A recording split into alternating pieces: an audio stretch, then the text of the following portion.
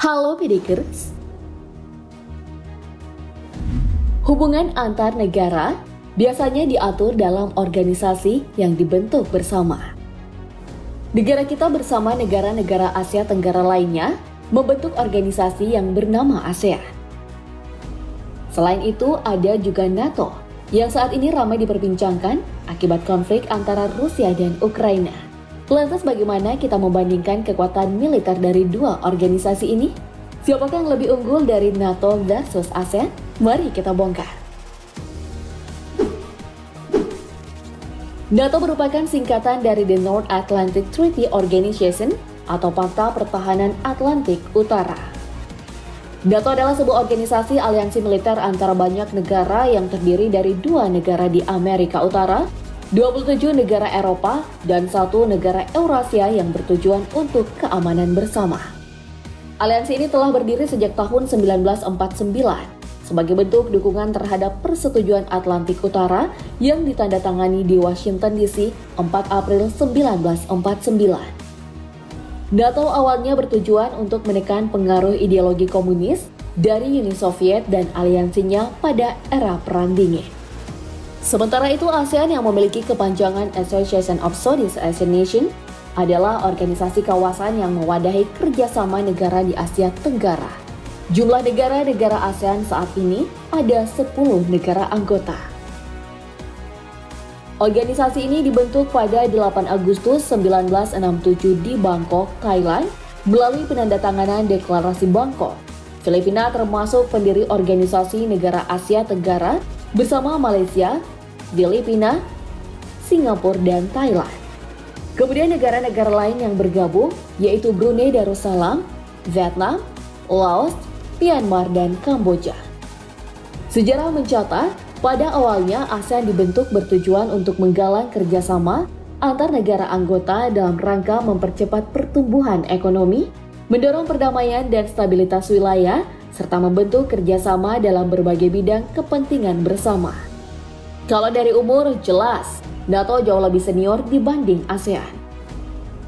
Lalu dari segi anggota, total negara yang bergabung dengan NATO bahkan 3 kali lipat dari negara-negara ASEAN.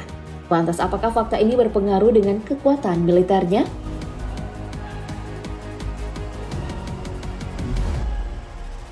Saat ini NATO dianggap sebagai aliansi militer paling kuat di seluruh dunia. Karena aliansi ini didasarkan pada 30 sekutu dan negara anggota mereka untuk mendukung misi dan operasi. Tapi NATO tidak memiliki angkatan bersenjata sendiri, melainkan struktur komando militer terpadu yang permanen, di mana warga sipil dan militer dari semua negara anggota bekerja sama. Karena memiliki anggota yang banyak, NATO sudah pasti punya kekuatan militer yang mumpuni. Mengutip Global Firepower, NATO memiliki total 466.590 prajurit gabungan dari semua negara-negara anggota. Dari keseluruhan pasukan gabungan ini, 336.690 diantaranya berperan sebagai pasukan garda terdepan yang siap bertempur saat salah satu negara anggotanya diserang. Sementara 129.900 sisanya bertugas sebagai pasukan cadangan. Angka ini diasumsikan dari 10% tiap personel militer negara NATO. Karena tak mungkin suatu negara menurunkan 100% kekuatan militernya untuk kepentingan organisasi. Selain itu, NATO juga mempunyai unit pasukan khusus yang bernama NATO Response Force atau NRF dibentuk pada 2003.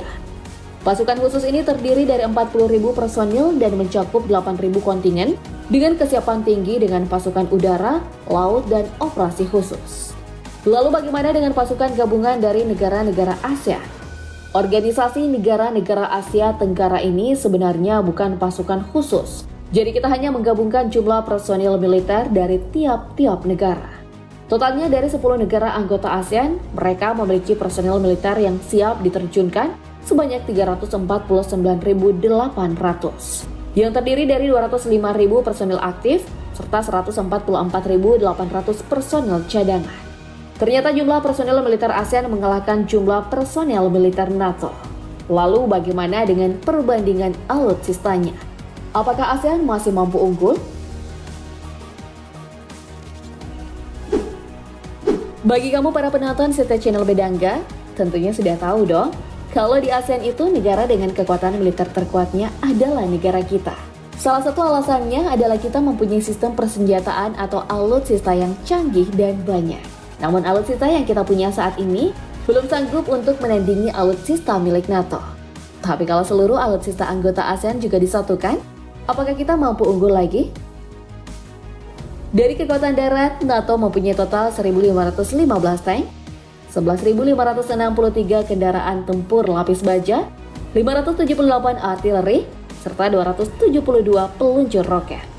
Sedangkan negara-negara ASEAN dapat menggunakan sebanyak 468 tank, 1.640 kendaraan tempur lapis baja, 377 artileri, serta 197 peluncur roket.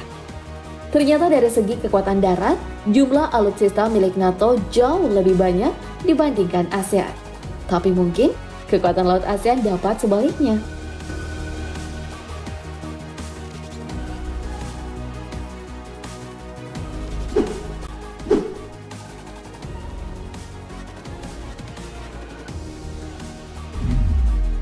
Seperti yang kita ketahui, mayoritas negara ASEAN merupakan negara maritim yang dikelilingi laut. Sedangkan negara-negara anggota NATO, jalan lautnya terbilang kecil. Untuk kepemilikan alutsista laut sendiri, NATO mempunyai total 204 unit kapal laut, sementara ASEAN diperkirakan hanya mampu menurunkan sebanyak 114 unit kapal laut. NATO juga memiliki beberapa kelompok kapal perang, yaitu SNMG-1 dan SNMC-MG-1. SNMG-1 terdiri dari kapal induk dari Belanda, Denmark, Jerman, dan Inggris. Sedangkan SNMC-MG-1 terdiri dari armada kapal penyapu ranjau Norwegia, Belgia, Jerman, Estonia, Inggris, dan Belanda. Ternyata dari segi kekuatan laut pun, NATO masih unggul.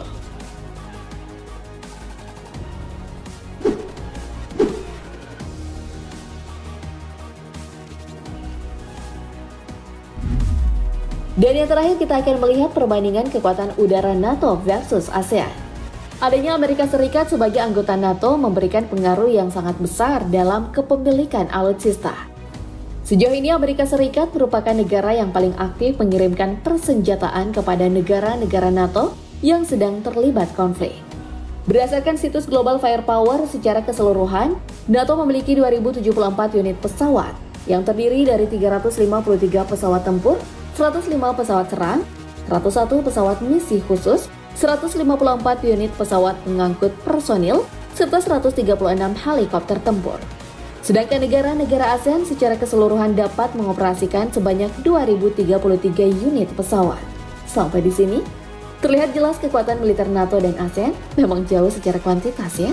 Karena dari sejarah pembentukan organisasi saja, kedua organisasi ini mempunyai tujuan yang berbeda. Kerjasama ASEAN hanya meliputi bidang sosial, ekonomi, dan budaya. Sedangkan kerjasama yang dilakukan NATO adalah kerjasama militer.